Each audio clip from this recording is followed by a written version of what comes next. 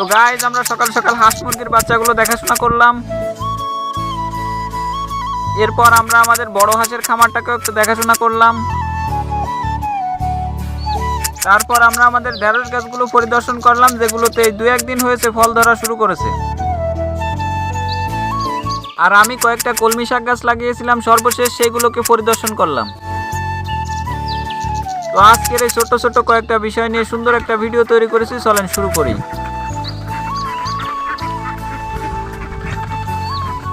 তো গাইজ হয়েছে কি, আমি এইখানে 6টি হাঁসের বাচ্চা এবং 16টি মুরগির বাচ্চা কালেক্ট করেছি এই কয়েকদিন ধরে। তো গাইজ আমি ভেবেছি কি এই হাঁস এবং মুরগির বাচ্চাগুলো দিয়েই আমার খামার শুরু করব। তো এবার আপনারা বলেন যে কেমন হবে। মানে আমার বাজেট হয়েছে একদমই কম, এই জন্য আমি আর কি ছোটগুলো কালেক্ট করছি, যে এগুলো তো 5-6 মাস গেলেই বড় হয়ে যাবে, এই জন্য তো ছোটগুলো নিয়ে আসছি। তো দেখি এগুলো নিয়েই সামনে আগে আল্লাহ ভরসা, দেখি কি হয়। তো চলেন আপনাদেরকে একটা ছোট্ট ধারণা দিই যে এখানে আসলে কত টাকার হাঁস ও মুরগির বাচ্চা আছে। তো এখানে মোট হাঁসের বাচ্চা আছে হচ্ছে আপনার 6টি। তো এগুলো 100 টাকা করে পিস, কারণ এগুলো ফাতি হাঁস না, এগুলো হচ্ছে সিনের হাঁস। তো প্রতি পিস যদি 100 টাকা করে হয় তাহলে এখানে মোট 600 টাকার হাঁসের বাচ্চা আছে। তো আর এখানে 16 পিস মুরগির বাচ্চা আছে। তো আমাদের এদিক মুরগির বাচ্চা হচ্ছে আপনার 40 টাকা করে পিস, তাহলে 40 টাকা করে 16টা মুরগির বাচ্চার দাম আসতেছে আপনার 640 টাকা। তাহলে মোট মিলিয়ে আমাদের এখানে 1240 টাকার হাঁস মুরগির বাচ্চা আছে। তো আমরা স্বাভাবিকভাবে এগুলো দিয়েই শুরু করতেছি। তো আমাদের জন্য দোয়া করবেন যাতে আমরা ভালোভাবে এগোতে পারি।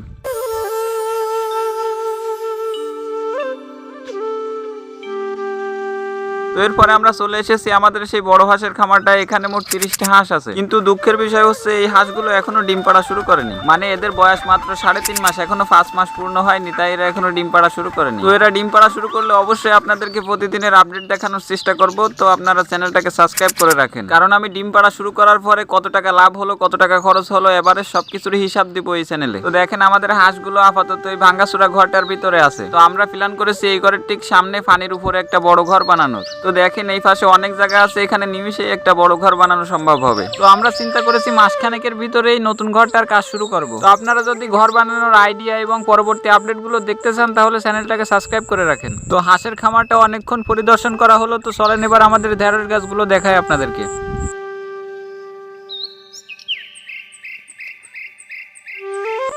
এবার দেখেন আমাদের ঢেঁড়স গাছগুলো, মানে এত বড় বাজে প্রকৃতির ঢেঁড়স গাছ আমি লাগিয়েছি যে 2 মাস হয়ে গেছে, এখন একটাও ঢেঁড়স ধরেনি। মানে দেখে শুনে বিচি কুড়াই না করলে যা হয় হয়েছে কি, আমি দোকানে গেছি আর দোকান থেকে 1 প্যাকেট ঢেঁড়সের বিচি নিয়ে চলে আসছি, কিন্তু এটা জাত কেমন এটা ট্রাই করে দেখি। তো যাক, অনেক কষ্টসাধ্য করে দেখেন এইখানে কয়েকটা গাছে কয়েকটা ঢেঁড়স হয়েছে। তো আর যেমন তেমন ঢেঁড়সের সাইজ গুলো কিন্তু ভালোই বড় হয়েছে, এগুলো কিন্তু একদম জালি ঢেঁড়স। তো দেখেন এখানে আরো কয়েকটা গাছে অনেক ফুল ধরেছে, কিন্তু এখনো ফল হয়ে পারেনি, আশা করি কয়েকদিনের ভিতরে হয়ে যাবে। তো এবার আমরা চলে এসেছি আমাদের সেই কাঙ্ক্ষিত কলমি শাকগুলোর কাছে। মূলত আমরা এখানে কয়েকটা কলমি শাক গাছের বীজ ফেলে রেখেছিলাম, সেখানে মোটামুটি কয়েকটা গাছ হয়েছে এই আর কি। তো কি করব ভেবে না ফের সকাল সকাল আসে এগুলোর একটু ভিডিও করলাম, তাই আপনাদেরকে একটু দেখালাম, এই ছাড়া আর কিছু না। তো আমাদের আজকের ভিডিওটা এই পর্যন্ত শেষ করতেছি, আর আমাদের জন্য দোয়া করবেন আর চ্যানেলটাকে অবশ্যই সাবস্ক্রাইব করে রাখবেন। তো আল্লাহ হাফেজ, ভালো থাকেন সবাই।